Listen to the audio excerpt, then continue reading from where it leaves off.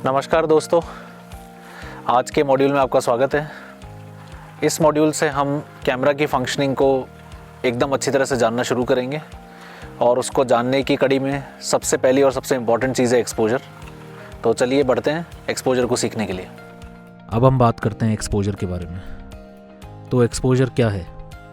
कोई भी इमेज या तो थोड़ी सी डार्क हो सकती है जिसको कि हम अंडर एक्सपोज कहते हैं, या थोड़ी सी ज़्यादा ब्राइट हो सकती है जिसको हम ओवर एक्सपोज कहते हैं, या फिर वो राइटली एक्सपोज हो सकती है।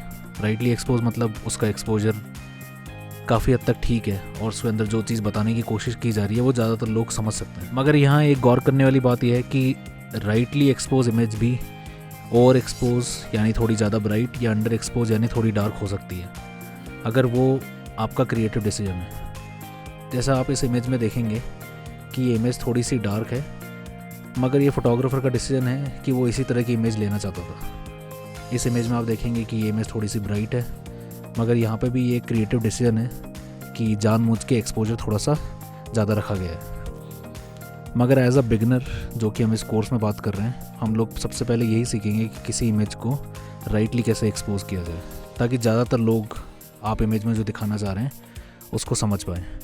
उसके बाद में आप जब इन सेटिंग्स में परफेक्ट हो जाए तो आप इन्हीं सेटिंग्स और इन्हीं रूल्स को ब्रेक करके ओवर एक्सपोज या अंडर एक्सपोज अपने क्रिएटिव डिसीजन के हिसाब से कर सकते हैं।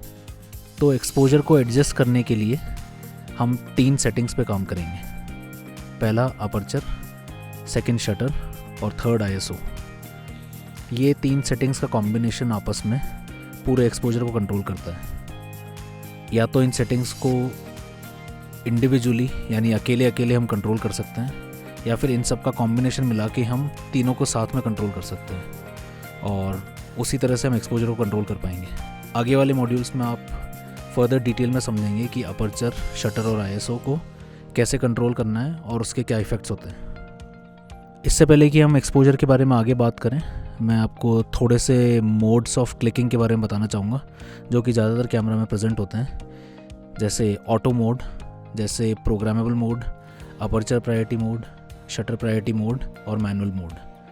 तो मैनुअल मोड को छोड़ के जो बाकी मोड्स हैं उसमें कुछ वेरिएबल्स, कुछ सेटिंग्स कैमरा खुद कंट्रोल करता है और कुछ वेरिएबल्स को हम खुद कंट्रोल करते हैं। ऑटो मोड में पूरी तरह से कैमरा के हाथ में डिसीजन होता है, हमें सिर्फ शटर बटन प्रेस करना होता है। इस कोर्स के अंदर हमारा टारगेट होगा मैनुअल मोड के अंदर परफेक्शन हासिल करना, यानी कैमरा की पूरी सेटिंग्स को आप अपने डिसीजन और अपनी क्रिएटिविटी के हिसाब से चेंज कर सकें। जैसे जैसे आप मैनुअल मोड में परफेक्शन हासिल कर लें, फिर आप इसके कुछ auto modes, programmable modes, aperture priority mode, shutter mode को भी यूज़ कर सकते हैं। बट उससे पहले समझना ये ज़रूरी है कि कैमरा की सारी मैनुअल सेटिंग्स कैसे काम करती हैं। चूँकि अभी हमने अपर्चर, शटर और ISO के बारे में बात की, यहाँ पर एक्सपोजर ट्रायंगल के बारे में बात करना भी काफ़ी इंपॉर्टेंट है। आपके सामने अभी एक्सपोजर ट्रायंगल को दर्शाने वाली इमेज है, जिसमें आप देख सकते हैं कि अपर्चर, शटर और ISO तीनों आपस में इंटर रिलेटेड होते हैं और एक्सपोजर को कंट्रोल करने के लिए इन्हीं सेटिंग्स को आप अलग अलग से या फिर कॉम्बिनेशन में साथ में चेंज कर सकते हैं। बट इसको हम डिटेल में जानेंगे आगे वाले मॉड्यूल्स में। तो अभी हमने जाना कि कैसे 3 इंपॉर्टेंट सेटिंग्स जो कि है अपर्चर, शटर और ISO एक्सपोजर को कंट्रोल करती हैं। और उसके अलावा एक्सपोजर को कंट्रोल करने वाला एक इम्पॉर्टेंट फैक्टर और भी है जो कि है लाइटिंग। आप सामने वाली इमेज में देख सकते हैं, चूँकि ये डे लाइट का सीन है, यहाँ पे सन की ब्राइटनेस के कारण सीन काफ़ी अच्छा एक्सपोज्ड है।